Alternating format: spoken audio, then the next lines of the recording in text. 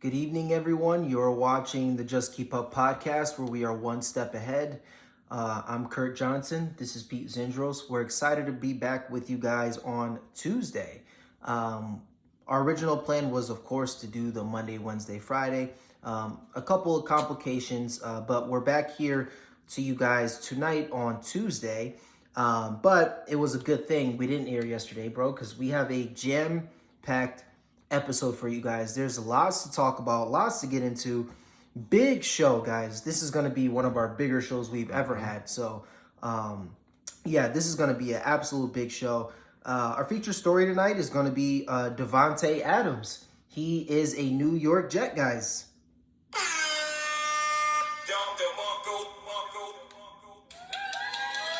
Yes. So Davante Adams is a New York Jet, so we're going to spend a lot of time breaking that down, talking about that. And then we're going to do a little bit of a breakdown of the games for the week. So we're going to get into the Sunday games, the Monday game, go into a little bit about that. But yeah, guys, so that's going to be the show. We have a big show, lots to talk about, lots to get into. I'm going to remind you guys, if you haven't already, like and subscribe. Help us to impact and to reach as many people as possible. Other than that, bro, do you have anything before we get into the show? All right, sounds good. Yeah, guys, so we're going to jump right into our featured story. And again, that is Davante Adams. He signed today with the New York Jets. This is something we've been waiting on for a couple of weeks now. And it's official. He is a New York Jet. He's going to be the teammate of Aaron Rodgers, and he's going to try to help them turn this season around. So what's your take on Davante Adams and his new team? I think now this is the Jets to at least the AFC. They got it on straight lock. Yeah, I think the Jets are definitely at least going to the Super Bowl. Wow. The Ravens were my pick before this trade. I think the Jets have surpassed them. They're also better than the Chiefs, the Bengals, and even the Bills, in my opinion now. I got them going to the Super Bowl. Up against the 49ers still, who remain my NFC pick. Who would I choose to win? It's kind of tough right there because the 49ers are like just as damn good, bro. Like, especially their defense. Like, one thing I did notice about the Jets yesterday is they didn't look as dominant defensively since Robert Saleh left. So I don't know how their defense is going to look throughout the rest of the year. But their offense, man, that offense is going to be something. This is a very similar offense, in my opinion, to the Tom Brady Tampa Bay Buccaneers team where, it's two quarterbacks in their 40s, out of their prime, but still very good quarterbacks, just surrounded with a fuckload of talent, bro. Like, Brady had Mike Evans, Chris Godwin, Rob Gronkowski, Antonio Brown. Now Aaron Rodgers got Davante Adams, Garrett Wilson, Breece Hall. Like, it's just crazy, bro. Yeah. So, guys, so as you know, this has been something that they've been trying to put in the works for about a year now. They've been flirting with this topic back and forth, trying to see. Last season, they were offering a first for Davante Adams, and Oakland said, or now Las Vegas, they said no. So just last year, it's a crazy turn of events. Now they traded him for a third if they don't meet all the requirements. A fourth, yeah. Yeah, so guys, so this was a shocker for sure, but we all kind of knew it was coming. It was just a matter of when. Now, Adam Schefter reported that Davante was in the building 20 minutes after he got traded. He was in the building getting a physical, getting cleared to play. So this has been, obviously, they both parties knew what was coming. And then, I don't know if you saw, bro, but also Davante appeared on the Pat McAfee show with Aaron Rodgers.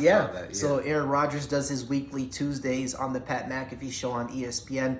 And he was at Aaron Rodgers' crib. Davante Adams was just hanging out, just chilling. Yeah. And, so this was definitely a good pairing. The reports were that right after the game, Woody Johnson got on the phone and he said, what do we have to do to make this work? And apparently they got it done like around 12:30, 1 in the morning, and then they just had to deal out the they had to get down to the nitty gritty of it. But this is what it was. So I'm happy for Davante. I'm happy for Aaron Rodgers, and I'm happy for the Jets. I mean, the Jets needed it. I think Davante needed it. This is one way that all veterans want to end their career, with a chance to win and with the Hall of Fame quarterback. That's all that you can ask for. There's a video going around on Twitter that Davante was mic'd up, and I think it was Jimmy Garoppolo at the time. It was either Jimmy Garoppolo or Aiden O'Connell, but one of the quarterbacks threw him into triple coverage and he got beat up. And you see him walking on the sideline, and he's like, I got to get the fuck out of here or else I'm going to lose my fucking life. Like, I don't know if you saw that clip, but he's like, yeah, he was like, I get banged up every fucking week. And he was really adamant, and this was last year. And so, we already knew that there was rift in division there. So it's great for Davante to be paired back up with Aaron Rodgers, and they are loaded. I mean, the Jets are loaded. They have everything that you could think of. And, I'll save what I think Davante's going to do for the Jets until we get into the Jets and the Bills, and we'll talk about that. So we're going to segue right into that if you don't have anything else on that feature story. So yeah, guys, that was a big feature story. One more Don DeMarco for Davante Adams. He is a long-lasting New York Jets. It was about time, bro. It was about time. They've been, like I say, they've been working on this for, the better part of a year. So for them to finally get this going, that's good. So now let's jump right into the Jets and the Bills. The Bills escaped with a victory, 23-20. So what's your take on that game? And just to add on the second part, Jets Steelers, what do you think is going to be Davante's impact? He's been cleared to go. He took the physical today, and he's cleared. He's ready to practice. He's ready to go. So we will see him Sunday. I'm pretty sure he'll be on a pitch count, so he's not going to get, number one reps, but he will be active and he will play in the Steelers game. But let's get the Jets versus Bills first. What's your take on that game? Okay, offensively, I think the Jets looked a little better. I believe they took away Nathaniel Hackett's play calling privileges. So offensively, I'm not gonna lie, they did look like they were getting down the field easier and stuff. Defensively, they did look a little worse. I'm not gonna lie. Now that Salah's not there, they gave up 23 points. Realistically, it should have been 27 though. Their kicker Tyler Bass choked the extra point and a field goal. But I mean, it was the same case for the Jets as well. They also should have had more points. I think Greg Zuerlein missed 2 field goals. I mean, it was a very windy game though. I'm not gonna lie. So I guess I'll give them the benefit of the doubt. But yeah, the Jets looked a little better offensively. Defensively, they looked a little worse. We'll see how it goes going forward. All I know is their offense is gonna boom every week now. I think the only thing Davante needs is really just to learn the playbook. And yeah, I mean, he got 6 days to learn it, or 5 days, my bad. Yeah, they play on Sunday. He has 5 more days to learn it. Yeah, pretty sure he'll be out there, be ready to go. I mean, he already got the chemistry with A-Rod, so that's nothing we should question right there. I mean, Garrett Wilson is going to get cornerback 2 coverages. He should definitely feast. Yeah, that's my take on the Jets moving forward. Now for the Steelers. Oh my God, I got so mad when I saw this. Okay, wait. So we're gonna want to save that because I do want to cover that. I want to go into detail about that, but I want to first give my. Do you have anything about anything else for Jets and Bills specifically? Mm-mm. Okay, so my take on Jets Bills. Obviously, it was a great game. It was one of the better games of the year. Like you said, it was windy, and that affected the kicking, obviously. But like Aaron said during the post game, he said that should have been a 30-pointer. I mean, we had too many penalties, too many false starts, too many holding calls, which stall drives, and it's just bad football. It's just bad football. They said that this game between the Jets and the Bills had over 200 yards and penalties. I'm going to repeat that. This Jets versus Bills game between the two teams had 200 yards of penalties. So that goes to show you how rough it was. I know it was a divisional game, and I know, division games are usually tough, but this was a lot of things that were concerning for both teams, for penalty wise. But to get to the Jets, their new play caller, Todd Downing, I do like the way he called the game. They looked more efficient. They looked more fluid. I don't know if that says a lot about him or that says it's just another week. Like, we got to remember, this is still a new team all coming together. And so you have to wonder, is this Garrett Wilson went over 100 yards for the second straight game? Alan Lazard, Aaron Rodgers threw another Hail Mary. He's the fucking Hail Mary king at the end of the half. But yeah, so, Alan Lazard had over 100 yards. Garrett Wilson had over 100 yards. Breece Hall had over 100 yards. So this was the best game on the offense that I think they played, and they only had 20 points. So that goes to show you that the next step is what? It's chemistry, right? It's chemistry. We saw on the last play that Aaron Rodgers threw the interception. We all know now that obviously it wasn't his fault. It was Mike Williams' fault. One, he slipped, but two, he ran the wrong route to begin with. And so he was supposed to run to the outside, so Aaron was expecting that. And then the last minute, when he looked up, he had to adjust the throw. And then Mike Williams falls. So he runs the wrong route and he falls. It's like, bro. And not to mention the way that defender caught the ball. That was like an incredible pick. Like, that was probably the unluckiest pick I've ever seen a quarterback throw, bro. Like, that junk damn near hit the ground, and the defender, like, just got it, like, at the perfect second. Like, it was an awesome pick. And it's just frustrating as well, because for, I think, all fans, but especially for Jets fans, like, Mike Williams, if you don't fall down, you could at least have a chance to go grab the ball. It's definitely not a pick if he doesn't fall, let alone him running the complete wrong route. And so, but yeah, what solves all of that is chemistry, and Davante Adams solves that. If you go back and look at, the Jets are 2-4 on the year. They have 4 losses. The week 1 loss comes to the 49ers. It's week 1. It's Rodgers' first game back. You don't expect to win that. Their next 3 games that they lost were all one-score games, and Aaron Rodgers had the ball with a chance to win in all 3 of those games. In all 3 of those games, it came down to Mike Williams.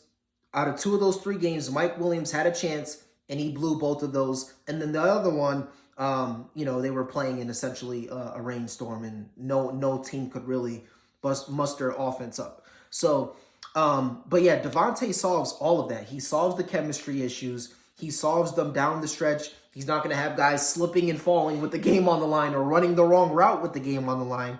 So Davante solves all of that. So by no means is the Jets season over. I think the Jets season just started. And I think it starts with the Steelers on Sunday. And then as far as the Bills, they needed the win, bro. I think they needed the win more than the Jets. Only because I think the Jets have a brighter future. If you look at their schedule, and then also if you look at the way that the Bills have been playing, the Bills have been playing bad football. The Jets have been playing okay football. They just haven't been able to close. The Bills have been playing bad football after that hot start. So I think they did need it more. And the Jets have more of an upside, I feel. So I think the Bills and the Jets will be battling for the division like this all year. And so, but I do think that was a big win for the Bills. Now, I want to segue into Jets versus Steelers. What do you think is going to be Davante Adams' impact on Sunday, and your take on the Steelers announcing that there's going to be a major quarterback change? It's going to be Russell Wilson starting for the first time all season, and he's going to replace Justin Fields at quarterback. So what's your take on all that? I think Davante, it's only about learning the plays, in my opinion. He got the chemistry down with A-Rod already. He should come in ready to cook. That Steelers defense is tough, though, man. I mean, every single one of their games is competitive, roughed out defensively. It might be a tough game, but I think Davante will go in there, probably make several plays, maybe get a touchdown or something. Yeah, I think Davante will cook, but as far as Justin Fields goes, bro,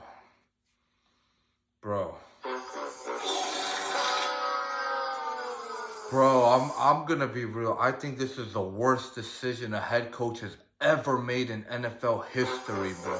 Like, the worst. Bro, I could read you guys Justin Fields' stats.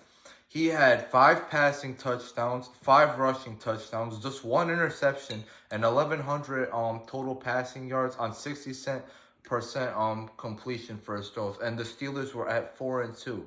The guy was playing perfectly fine, and you're telling me that now you are benching him for washed ass, shitty ass Russell Wilson shit. Bro, like that was just freaking ridiculous, bro. Fat boy Tomlin need to freaking question himself, like for real, bro. So you don't like the move? No, I hate it. Okay. I literally hate it. Okay. All right, yeah. So my take on it is I think Davante will do well. I don't expect him to have a huge impact Sunday. I think it's going to be more of his presence there and the team having optimism that things can turn around. I think that's going to be more of the Davante Adams impact than his actual stats this week. This is going to be the first time that he's even going to practice in 3 weeks because he had that hamstring injury. And so I don't think he's going to have a big impact statistically wise, but I do think that his impact is going to be there in terms of like, this is the turnaround that we needed. They fired their head coach. That wasn't the turnaround. They fired they didn't fire Nathaniel Hackett, but they demoted him. They got Todd Downing in there. That wasn't the spark that they needed. Rodgers threw a Hail Mary, a successful Hail Mary to Allen Lazard at the end of the half. That wasn't the spark that they needed. Hopefully, Davante Adams is the spark that they need, and I think that it is. So I do think he'll make a couple catches and his impact will be felt, but I don't think it will be more of the statistical side. I think it'll be more of just his presence and being there and the team's attitude and approach towards the game. And then as far as them starting Russell Wilson, I mean, unless they're seeing something in practice that would refute them starting a guy who has 10 total touchdowns, 1 turnover, and over 1,000 yards on the year so far, I don't see why you would make that change sitting at 4-2. If you were 1-4 and Justin Fields had those stats and you're saying, well, he has the stats, but they don't contribute to winning, fine. But you're 4-2 and, you're playing the brand of football that you want. Justin Fields is probably going to be your future. So I just don't see why you would strip the job from him. And who knows? You might shatter his confidence. You might make him feel not appreciated or not wanted for what he did. That might cause rift and division within the locker room. We don't know. So like I say, we'll see how Russell Wilson looks on Sunday, which I don't think he'll look good because, in my opinion, he's washed and he's been washed for years. But if he does terrible now, you clearly made a mistake. And now do you have the players' trust?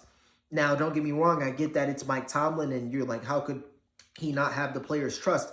But you do have to wonder, with the Steelers playing so well and with Justin Fields playing so well and them playing the brand of football that they want to play, they're playing winning football. Why sub out your future for someone is temporary that you don't know if he's even going to be good in the first place, right? And so that does not make a lot of sense at all. Bro, even before the season started, when Tomlin was saying the quarterbacks are having like a battle for who wins the job, I was saying Justin Fields is the better quarterback in my opinion, bro. And I mean, he went out there and he pretty much did what I would have expected him to do if he got the job. Yeah. I mean, he's doing enough for them to win games and he's their future. So it's like, bro, now you're just going to freaking bench him, bro. I mean, bro, he already got done dirty by the Bears, bro. Now it's like, it's another team doing him like this. Like, bro, like, the man's confidence might get demolished. That's what I'm saying. He's playing well. He's winning games, and he's doing what you asked him to do. I mean, you didn't ask him to come in and be Superman. You asked him to not screw it up. And one, interception on the year is doing that. It's not screwing it up. And, he's playing a winning brand of football. And like I say, the only justification of this is that you see Russell Wilson in practice and you're like, he's by far the better quarterback. Even if it's close, I don't see why you would make the change because it's everything. It's chemistry-wise. It's getting on the same page with the receivers. It's knowing the playbook. It's, having different cadences. So the center has to get used to how the quarterback is cadence-wise and how they like the football and where they want it. Do they want it high? Do they want it low? Like, there's a lot of adjustments that need to happen here. And so I think just to throw them in the fire, especially when the Steelers are playing so well and they're playing their brand of football, to make this change all of a sudden, I don't see it. The only thing imaginable that makes sense is if you see a drastic improvement in Russell Wilson in practice. That's the only thing that I can see. Other than that, I don't understand this move at all.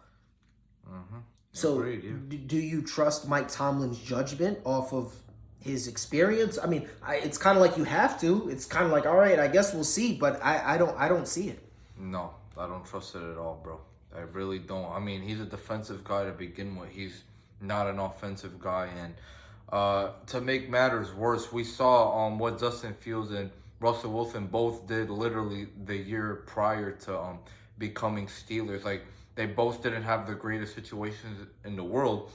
And we're just looking at Russ like, yo, this guy is just terrible. And then you're looking at Fields and you're like, word, I mean, he's not too bad. Like, he's not the greatest guy in the world, but he's solid. You know what I'm saying? And that's why coming into camp, I was saying Fields is the better quarterback. He deserves the job. And, yeah, I mean, considering the offense he has, he doesn't have too great of offense. He did just enough for them to win games. So I don't see a reason why they would do this.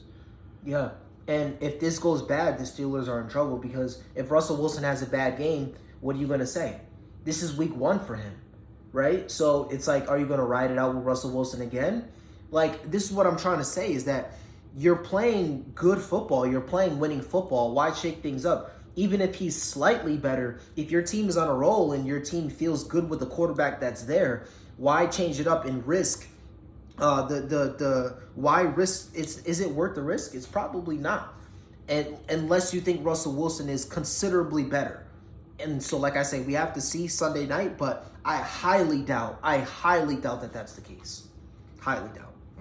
But yeah, I want to move on. Let's go into another big story we have is the Dallas Cowgirls and the Lions. So the Lions absolutely destroyed them, 47-9. I'm going to repeat that. The Cowgirls lost to the Lions 47-9.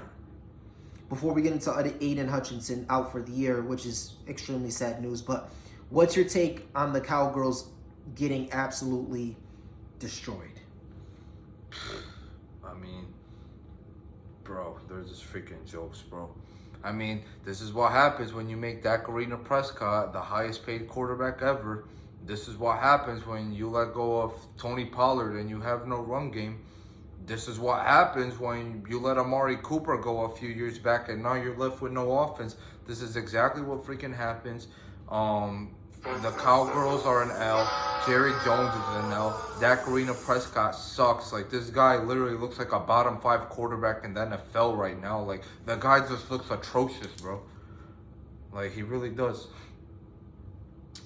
Yeah, bro. That's all I have to say about the game specifically before we get into AIDAN Hutchinson. Okay. What do you have to say? All right. So my take on Dallas is wow. Like, this was a home game. This was on Jerry Jones, their owner's birthday. This was against a good team, but coming in, they weren't great. They were good. They were a good football team, but they weren't great. This isn't the Kansas City Chiefs, and this wasn't the Minnesota Vikings, the 2 best teams in football right now. This was the Lions. And for them to lose 47-9, excuse me, at home, that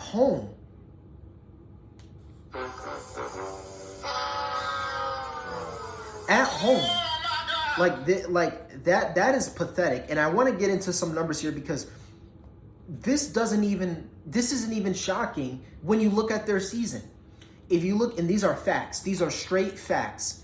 When you go and look at the home games that they played all year, they've been down 15 or more points at halftime in every single home game this year.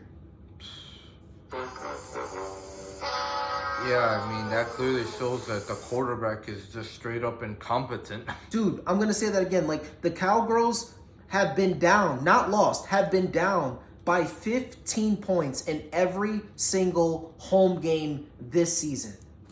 So if that doesn't tell you about the coach, if that doesn't tell you about their culture, if that doesn't tell you about their quarterback, if that doesn't tell you about their owner, their GM, they're not prepared, they're liars.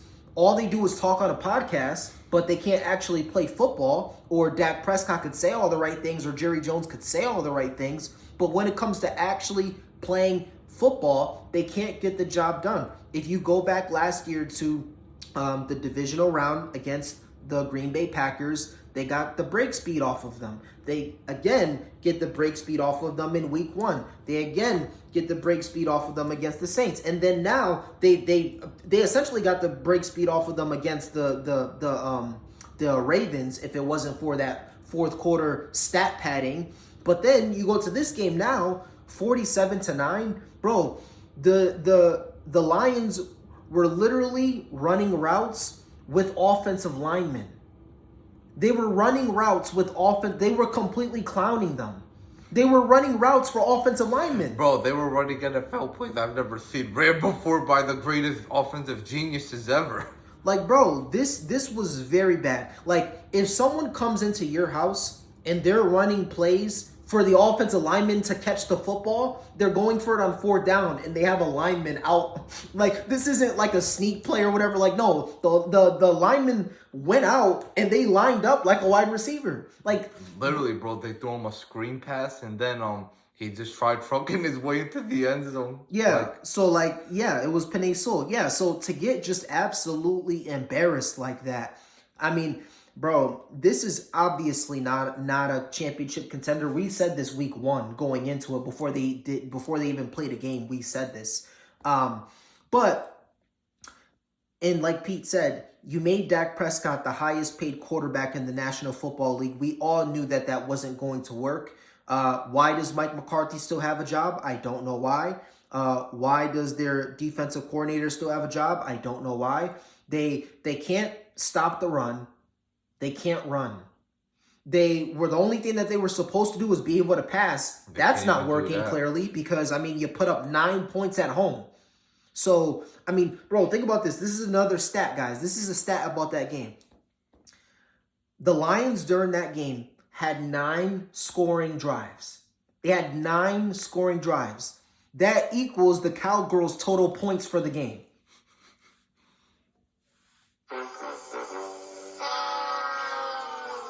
Yeah, bro, like, that shit is just crazy, bro. Like, the Cowgirls are just horrible, bro. And I'm gonna be real, bro.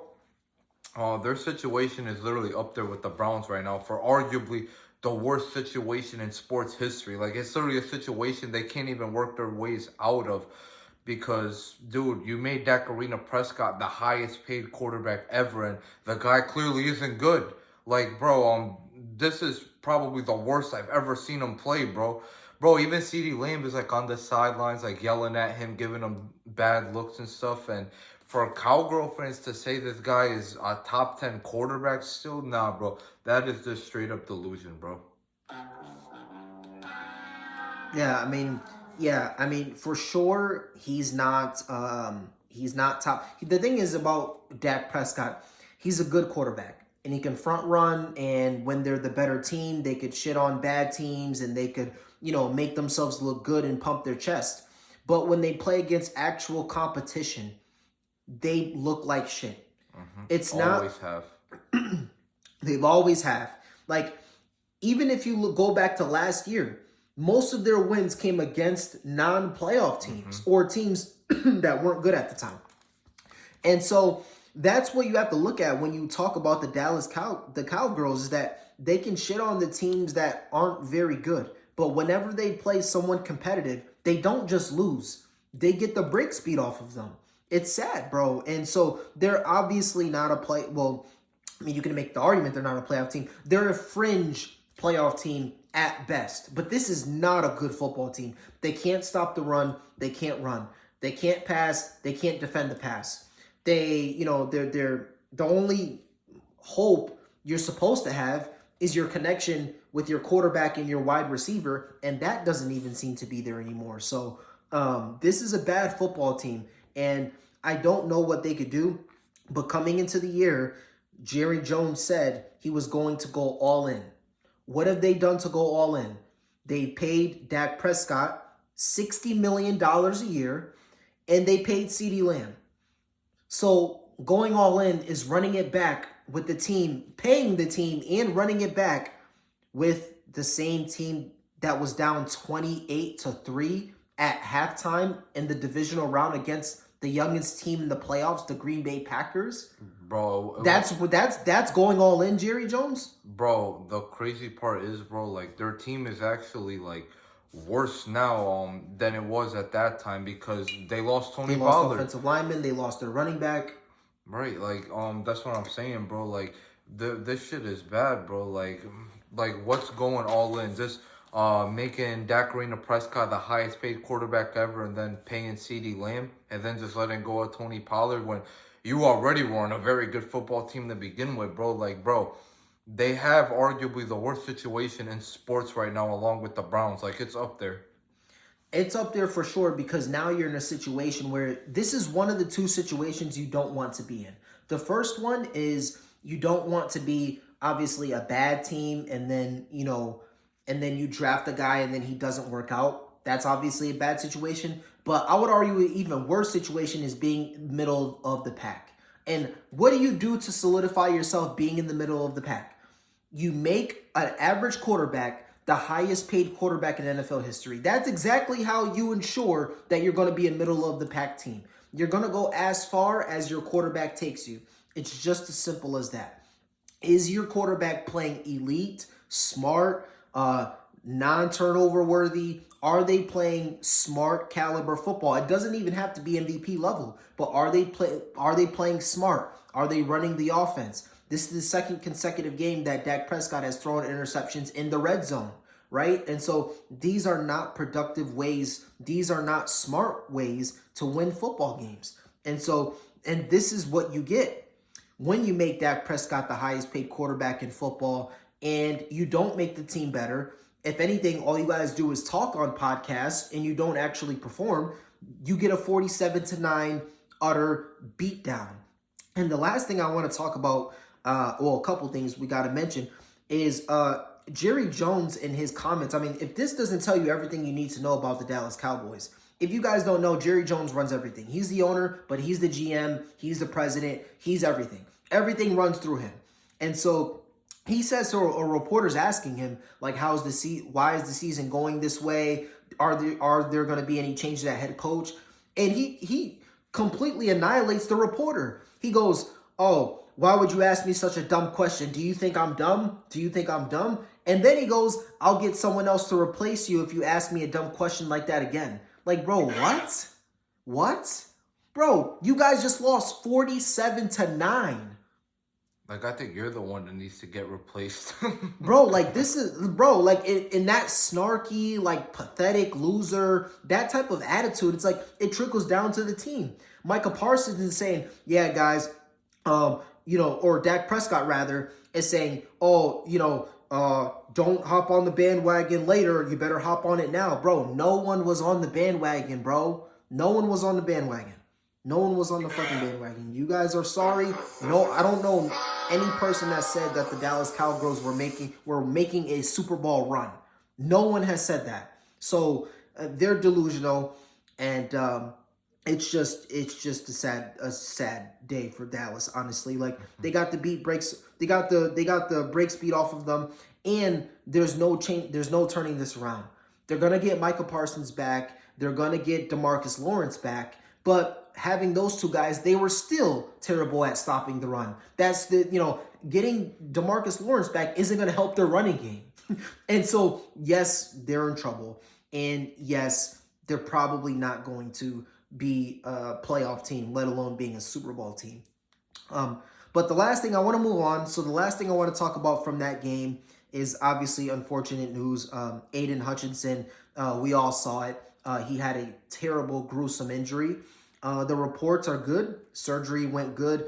They say he's going to be out for the year. It's a 4 to 6 month process, which I think it's going to be more like a 8 to 16 month process. But what's your take on his injury, and what do you think this means for the Lions?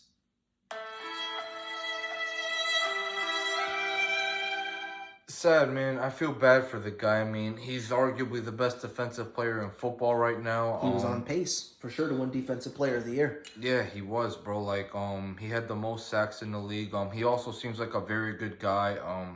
I feel really bad for him, man. Like, I don't wish this type of injury on nobody, bro. Like, that shit was gruesome as hell. Gruesome. Like, I wish, like, I could never see that again.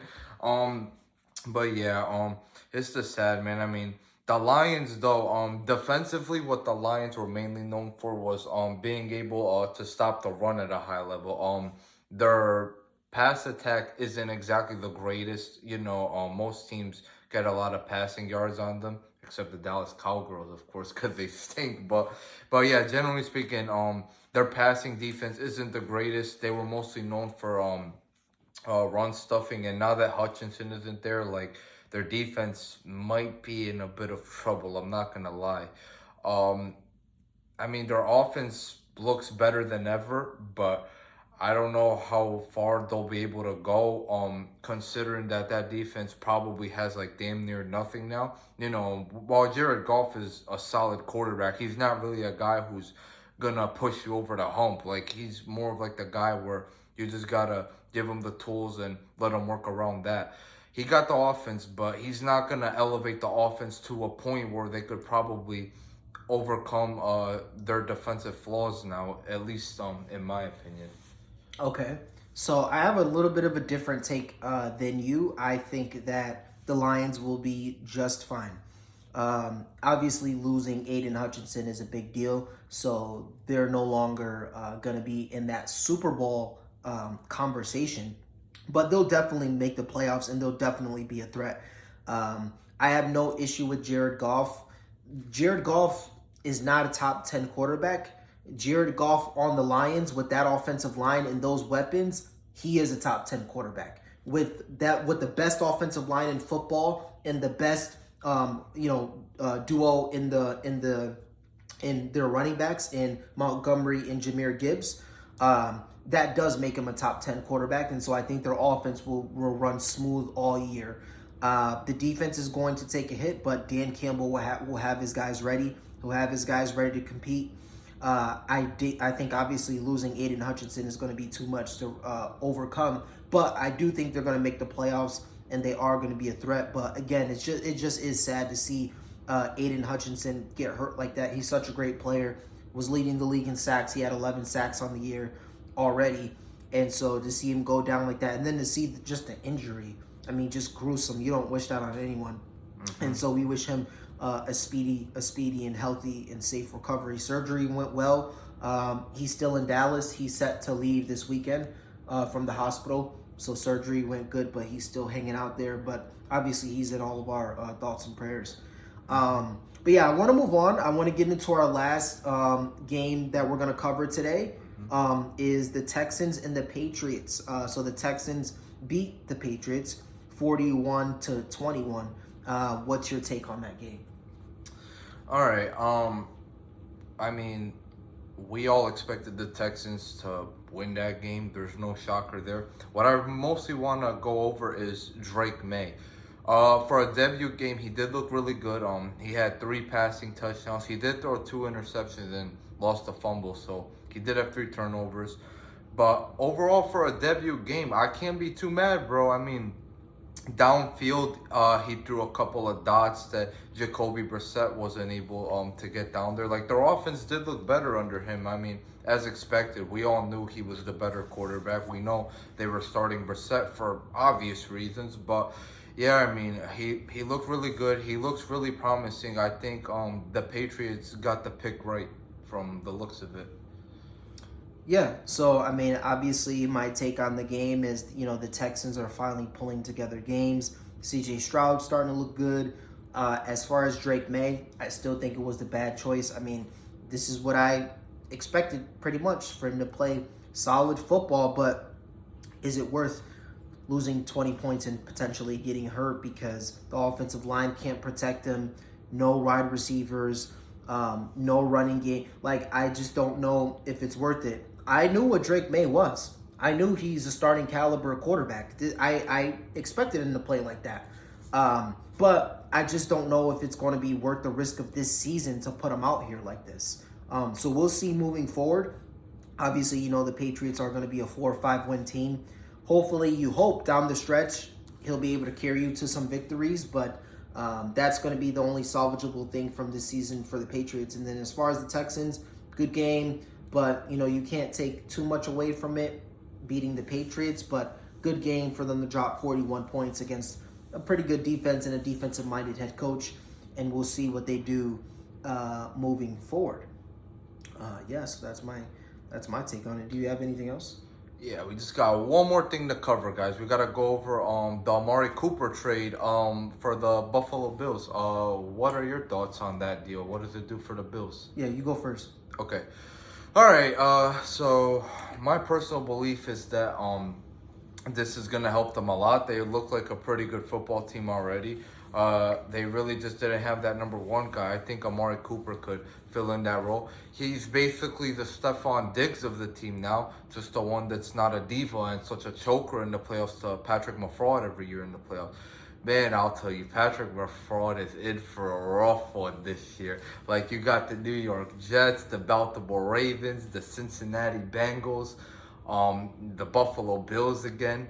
Like, oh my God, they're gonna be in for it. Like he's not gonna get away with playing at the level he's playing at right now. The level where he has 6 touchdowns, 6 interceptions, and 3 dropped interceptions. Like, he's just not gonna get away with that. Like, I cannot wait till somebody new becomes his daddy. Like, it could be the GOAT. Who knows? Aaron Rodgers. The GOAT is already his daddy. Maybe now the GOAT, Aaron Rodgers, could join him. Maybe Josh Allen can finally get his revenge on him. Maybe Lamar Jackson could get his revenge on him. Maybe his daddy, Joe Burrow, will own him again. I mean, we have so many options. Like, I think this is amazing. Okay. All right, yeah. So my take on it is it was a big deal, bro. It was a big deal for them to get Amari Cooper. He's Josh Allen's type of player. Big, physical, throw him anything and he'll catch it. This was the perfect pick. I actually like that for the Bills more than I would have liked Davante Adams. Obviously, Davante Adams is a great wide receiver, but he doesn't fit Josh Allen's play style. Josh Allen is reckless, wild. I'm going to throw it into triple coverage.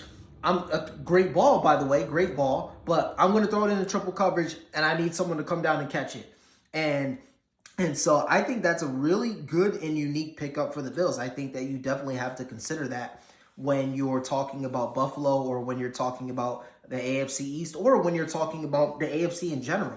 I think that you have to consider that trade being good for them. I think if Amari Cooper could stay healthy, I think that this was a big deal for them. So it was a great deal on the Bills' part to keep up with the Jets getting Davante Adams, because as much as I like the fit for Amari Cooper and the Bills, I like the fit for Aaron Rodgers or for Davante and the Jets. And so, so that was a huge pickup, bro. So we're definitely in for a treat. It's going to be good. I can't wait to see the Jets and Bills rematch, man. Because literally yesterday they were 2 completely different teams, and today they changed up basically their whole roster. So I can't wait to see their next matchup.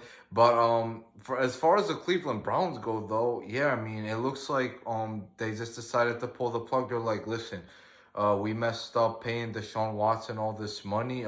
We might as well, just try and rebuild, I guess. So they got Amari Cooper out of there for something before he becomes completely worthless, because he is 30 years old. But who knows what they're gonna do with Deshaun moving forward? Are they just gonna suck it up and keep him and write out the contract while, of course they are, obviously tanking now? Of course they are, bro. They already said it. Kevin Stefanski went on there and said Deshaun Watson is still our quarterback. He gives us the best chance to win. Obviously, he's not speaking for himself. He's speaking for the owner's idiotic decision to give him fully guaranteed money. And again, if you cut him $100 million in dead money. If you cut him next year, $86 million in dead money. They're not doing that, bro. They're just not doing it. we were talking about the team that, forgive my ignorance, but the team that the Russell Wilson was on last year. The Broncos. Broncos. We were talking about the Broncos and them saying we will pick up the dead money, just get them out of here. That was $30 million. If the Browns cut Deshaun Watson, it'd be 100, or next year it'd be 86. Yeah. Like they're not doing that, bro. So, they're keeping him. So basically, what they're just gonna do is, yeah, I mean, they got Amari Cooper out of there. They're just gonna take the tanking path. They're like, bro, we can't cut this guy and, you know, have all this dead money. We might as well just ride it out and try and fix the team up around him as best as we could and just rebuild from there. You know, I mean, they don't really have much of a choice. Yeah, no, you can't do that. You're gonna be too much in a hole starting with $100 million in dead money that the guy's not even playing for you. You know, you can't do that. Even if you get out of him, you know, some flashes at times. You know, you need something. And they're obviously not. He's untradeable. He's untradeable. No one's gonna pick up that filthy contract. That's why that contract didn't reset the market. If a quarterback's contract is the biggest and the best in NFL history, and that doesn't reset the market, that tells you that was a terrible contract, and that's a terrible contract. No one's picking that up, and so the only thing I could think of is if they do a deal where, let's say, the Jaguars, for example, let's say they say, hey, we'll take on the dead money for first or whatever, but I just don't see a team picking up that contract. I just don't see it. Yeah. Especially if he continues to stink the way that he has. Bro, I'm not gonna lie. I think Russell Wilson is gonna look similar to Deshaun Watson. I'm gonna be real. I think he's gonna look even worse because me personally, I don't think Deshaun has been as terrible as some people think he's been. I think he's been okay overall. Bad, bro. Like, in my opinion, I think he's been okay in a horrible situation because that team does look pretty ass. But, yeah, I mean, they paid him all that money to try and elevate the team. And when you take all the money, you can't get anything else for the team. So, yeah, I mean, don't get me wrong. It is his fault that the Browns are in this situation. I just don't think he's been as terrible as some people think he has been. I think he's just been okay. Like, I think Russell Wilson is actually shit. Yeah, I agree. Okay, so guys, I want to move on. I want to get to the end of the show. That was a great show, guys. I told you it was going to be a jam-packed episode. It was a big show. We went over our feature story, which was Davante Adams to the New York Jets. We went over him being in the room 20 minutes after he got a physical. Traded. Yeah, after he got traded, and he took his physical. He's cleared. He's good to practice. He's good to go for Sunday. So we'll see him against Pittsburgh. We went over the Jets and Bills game. We went over Amari Cooper, Davante Adams, Russell Wilson starting. We went over the Cowgirls, how they got blasted 47-9. We covered the AIDAN Hutchinson injury. We covered how pathetic Jerry Jones is. And then we covered Texans and Patriots. And then we went over Drake May and our thoughts on that. But yeah, I wanna end the show off of that. Guys, it was a big show. We covered all of those things. If you haven't already, guys, again, I want to remind you to smash the like button, smash the subscribe button, help us to impact and to reach as many people as possible. Other than that, guys, I hope you guys enjoyed the show. We will be back to you guys tomorrow morning, actually, guys, for a heated debate, guys. We're going to bring to you the NBA. We're going to give you guys our top 5 players in the game right now, and our top 5 players of all time for NBA. So I think we have a little disagreement there. So we're gonna definitely get into it, guys. So it's gonna be a big show for tomorrow morning.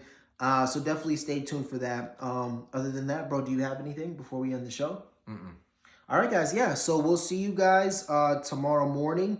Hope you guys enjoyed the show. Definitely like and subscribe.